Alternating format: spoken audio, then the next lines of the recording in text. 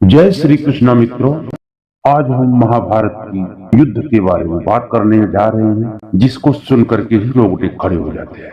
18वें दिन तक चला ये युद्ध समाप्ति के बाद दृश्य बहुत ही हृदय विदारक हो गया। चारों तरफ एक महाविनाश का मंजर और सन्नाटा पसरा हुआ था।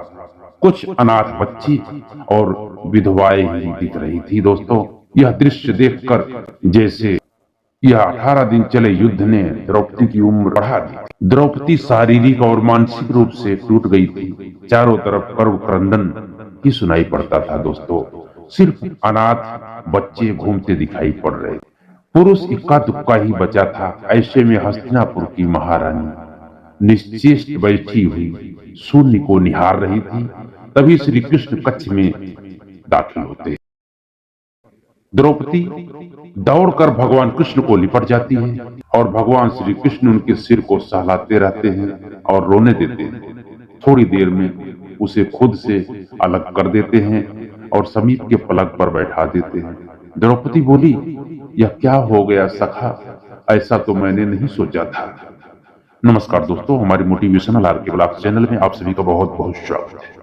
तो दोस्तों, आपसे हमारा एक निवेदन है कि आप लोग वीडियो को पूरा देखें। कि भगवान की कथा है, कोई फालतू फालतू चीज आप नहीं सुन रहे हो, अच्छी चीजें आप सुन रहे हो। कुछ हृदयंगम करो आप, जो जीवन में काम आने वाला है। इससे पुण्य बढ़ता है। भगवान का जितना देर आप नाम सुनते हो, उतना देर तक समझ लो आपका पुण्य का खाता चालू रहता है। तो भगवान श्री कृष्ण कहते हैं, दोस्तों, नियति बहुत क्रूर होती है पांचाली। वह हमारे सोचने के अनुरूप नहीं चलती है। वह हमारे कर्मों को परिणामों में बदल देती है। तुम प्रतिशोध लेना चाहती थी और तुम सफल हुई। द्रौपदी, तुम्हारा प्रतिशोध पूरा हुआ। सिर्फ दुर्योधन और दुशासन ही नहीं, सारे कौरव समाप्त हो गए।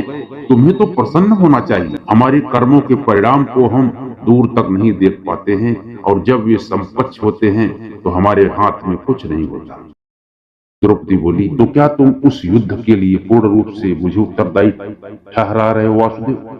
श्री कृष्ण ने कहा, नहीं, तुम स्वयं को इतना महत्वपूर्ण मत समझो, लेकिन तुम अपने कर्मों में थोड़ी सी दूरदर्शिता रखती तो स्वयं इतना कष्ट नहीं पाती। द्रौपदी ने कहा, तो मैं क्या कर सकती सखा?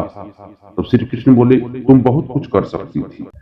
जब तुम्हारा स्वयंवर हुआ तब तुम कर्ण को अपमानित नहीं करते तो शायद परिणाम कुछ और होता। इसके बाद जब कुंती ने 5 पतियों की पत्नी बनने का आदेश दिया, तब तुम उसे स्वीकार नहीं करती तो भी परिणाम कुछ और होते। और उसके बाद तुमने अपने महल में दुर्योधन को अपमानित किया कि अंधों का पुत्र अंधे होते हैं। वह नहीं कहती तो तुम्हारा चीर हरण नहीं होता, तब भी शायद परिस्थितियां कुछ और होती। हमारे शब्द भी हमारे कर्म होते हैं द्रौपदी, और हमें अपने हर शब्द को बोलने से पहले तोलना बहुत जरूरी होता है, अन्यथा उसके दुष्परिणाम तो स्वयं को ही नहीं, अपने पूरे परिवार को दुखी करते रहते हैं। संसार में केवल मनुष्य ही एकमात्र ऐसा प्राणी है जिसका जहर उसके दांतों में नहीं, शब्दों में होता है। शब्दों का प्रयोग सोच समझकर करना चाहिए, इससे किसी का भावना का ठेस न पहुंचे। कबीरदास जी भी इसके बारे में कहते हैं, जैसी वाणी बोलिए मन का आपा होए, औरन को शीतल करे औरन शीतल होए। तो दोस्तों, हमारा मोटिवेशन वीडियो आपको कैसा लगा? या आपको हमारा वीडियो अच्छा लगा हो तो चैनल को सब्सक्राइब कर बेल आइकन प्रेस कर देना। तो अब मिलते हैं दोस्तों अगले वीडियो में।